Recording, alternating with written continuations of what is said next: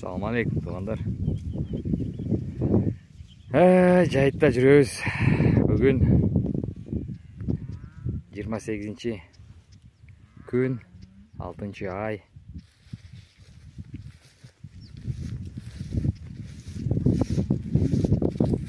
Uylарды,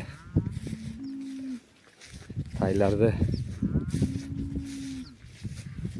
кунандарды кайтарып, торпокторду кайтарып жүрөбүз.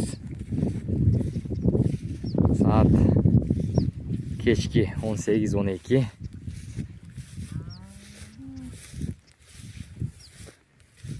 Балчы элек менен профессионалдуу алектенип жүргөн адамдар барбы?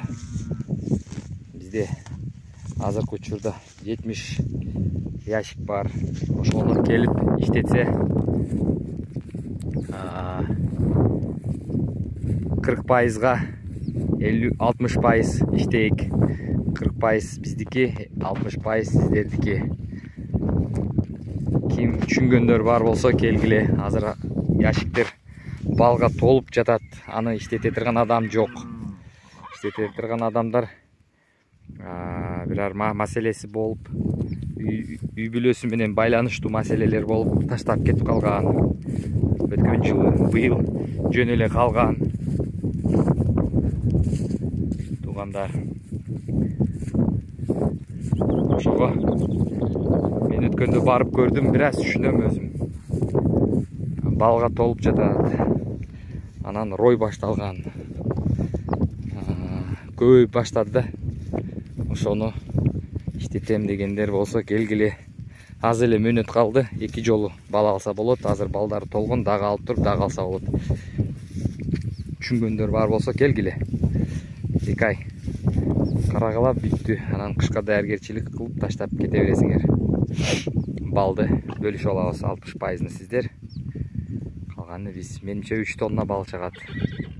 3 тоннанын 60% сиздердики, калганы биздики. Түшүнгөндөр болсо келгиле. Анын кыйыны жок. Түшүнгөн адам эле келиш керек. Туугандар. Турат. Коркпойт адамдан. Жогуш.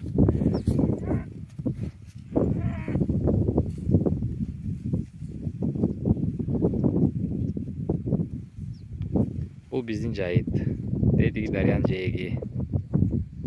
Токой тарт дейт. Токой жок биякта туугандар. Биз Алтайский крайда жашайбыз. Бизде токой жок. Биздин райондо токой жок.